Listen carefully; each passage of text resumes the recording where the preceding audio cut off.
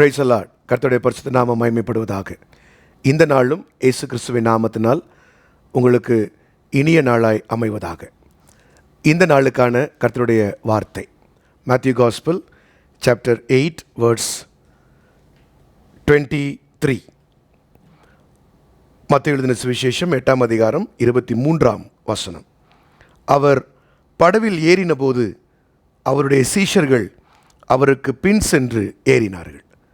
கர்த்தருடைய பரிசுத்த நாமம் மகிமைப்படுவதாக. அருமையான கர்த்தருடைய பிள்ளைகளே, கர்த்தர் இந்த நாளிலே கொடுக்கிற வார்த்தை, இயேசுவுக்கு நாம் கொடுக்க வேண்டிய இடத்தை கொடுப்போம். இயேசு தெரிந்து கொள்ளும் இடத்தை நாம் அவருக்கு விட்டு கொடுப்போம். பாருங்கள், இயேசு படவிலே சீஷர்களோடு கூட அவர் கடந்து செல்லுகிறார். அப்பொழுது இந்த பகுதி சொல்லுகிறது, படவில் இயேசு ஏறுவதற்கு அவர்கள் வழிவிட்டு இயேசுவுக்கு பின்பாக இந்த சீஷர்கள் ஏறுகிறார்கள். அவருடைய அர்த்தம் என்ன? நம்முடைய வாழ்க்கை படகிலே நாம் ஒவ்வொரு நாளும் பிரயாணப்பட்டு செல்லும் பொழுது இயேசு முன்பதாக ஏறுவதற்கு நாம் அனுமதி அளிக்க வேண்டும். அதற்கு நாம் என்ன செய்ய வேண்டும்?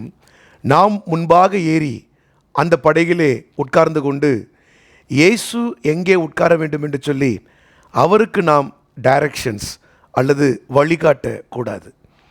அநேக முறை என்ன நடக்கிறது கிறிஸ்தவ வாழ்க்கையிலே, நாம் நம்முடைய வாழ்க்கையிலே முன்னாக சென்று கொண்டு நாம் சில காரியங்களை தெரிந்து கொண்டு நாம் அதை செய்து கொண்டே இயேசுவினிடத்திலிருந்து அப்ரூவல் மாத்திரம் நாம் வாங்குவதற்கு முயற்சி செய்வோம். ஆனால் இந்த பகுதி என்ன சொல்லுகிறது என்றால், இயேசு முன் செல்வதற்கு நாம் இடமளிக்க வேண்டும். ஆம் பிரியமானவர்களே, ஏன் இதை செய்ய வேண்டும் என்றால், பின்பாக ஒரு காரியம் நடக்க இருக்கிறது. அது என்ன நடக்க இருக்கிறது என்பதை இயேசு மாத்திரமே அறிவார். ஒரு படகிலே, ஒரு கப்பலிலே முன்னணியம் என்று ஒன்று உண்டு, பின்னணியம் என்று இன்னொன்று உண்டு. எப்பொழுதுமே நாம் எதை குறித்து அதிகமாய் கவலைப்படுகிறோம் என்றால், அந்த பின்னணியத்திலே நான் இருக்க வேண்டும், எப்படியாகிலும் இந்த காரியத்தை செய்து முடிக்க வேண்டும் என்று சொல்லி பின்னணியத்தை நாம் அதிகமாக விரும்புவோம். ஆனால் அன்றைக்கு நடந்த சம்பவத்திலே சீஷர்கள் என்ன செய்தார்கள் என்றால், அவர்கள் தாங்கள் இருக்க வேண்டிய இடத்தை தெரிந்து கொள்ளவே இல்லை. முதலாவது இயேசுவை அனுப்பிவிட்டார்கள். இயேசு என்ன செய்தார் என்றால், அந்த படகிலே ஏறி எல்லாரும் தெரிந்து கொள்ளுகிற முன்னணியத்தை அவர் தெரிந்து கொள்ளாமல் யாரும் தெரிந்து கொள்ளாத அந்த பின்னணியத்திற்கு சென்று தலையணை வைத்து படுத்து கொண்டார். ஆம், நம் வாழ்க்கை படகத்திலும் இயேசு கிறிஸ்து எந்த இடத்தை தெரிந்து கொள்ளுகிறாரோ அதை விட்டு கொடுப்போம். ஏனென்றால் பிற்பாடு ஒரு சுழல் காற்று அடிக்கப் போகிறது, ஒரு பெருங்காற்று எழும்ப போகிறது, படகு அசைய போகிறது, தண்ணீர் நிரம்பத்தக்கதாக படகு இப்பொழுது முழுகுகிற சூழ்நிலைக்கு வரப்போகிறது. இவைகளை எல்லாம் தெரிந்தவர் இயேசு மாத்திரமே. ஆம் பிரியமானவர்களே, உங்கள் வாழ்க்கையிலும் எந்த நேரத்தில் எந்த இடத்தில் சத்துரு எப்படி கிரியை செய்கிறான் என்று உங்களுக்கு தெரியாது. ஆனால் இயேசுவுக்கு எல்லாமே தெரியும்.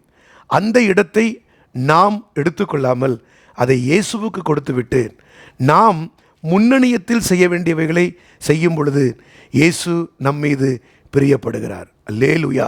இந்த காலவேளையில் அந்த பின்னணியத்தில் இயேசுவுக்கு ஒப்பு கொடுத்துட்டு, எந்த இடங்களெல்லாம் உங்களுக்கு பயமாக இருக்குது, எந்த இடங்களெல்லாம் அச்சமாக இருக்குது, எந்த இடத்துல ஏதோ ஒரு காரியம் நடந்து விடுமோ என்று சொல்லி நீங்கள் யோசிக்கிறீர்கள், அதை குறித்து எந்த அச்சமும் படாமல் இந்த காலவேளையில் இயேசுவே, நான் சந்தேகிக்கிற, நான் பயப்படுகிற, நான் அச்சப்படுகிற இடங்களை உம்முடைய கரத்தில் விட்டு கொடுக்குறேன்ப்பா, நீங்கள் அந்த இடத்துல தலையணை வைத்து அமர்ந்திருங்கள், படுத்திருங்கள், என் வாழ்க்கை படகை நீர் ஓட்டுங்கள் என்று சொல்லி இயேசுவுக்கு அந்த இடத்தை முன்பதாக கொடுத்து விட்டு பின்பாக நீங்கள் ஏறி உட்காருங்கள்.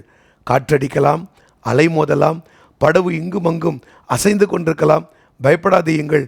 அங்கு இயேசு இருப்பதினாலே காற்று வந்தாலும் அலைகள் மோதினாலும் கடலை பார்த்து இறையாதே, அமைதலாயிரு, காற்றை அதட்டி அமைதலாயிரு என்று சொல்லுகிற சர்வ வல்லமை படைத்ததான இயேசு கிறிஸ்து உங்களோடு கூட உண்டு. ஜெயம் கொடுக்கிற இயேசு கிறிஸ்து உங்களோடு கூட உண்டு. நீங்கள் அற்ப விசுவாசிகளாக இராமல், சந்தேகப்படாமல் விசுவாசத்தோடு பயணத்தை மாத்திரம் தொடருங்கள். முன்னணியில் இருங்கள். முன்னணியிலிருந்து நாம் செய்ய வேண்டியது என்ன?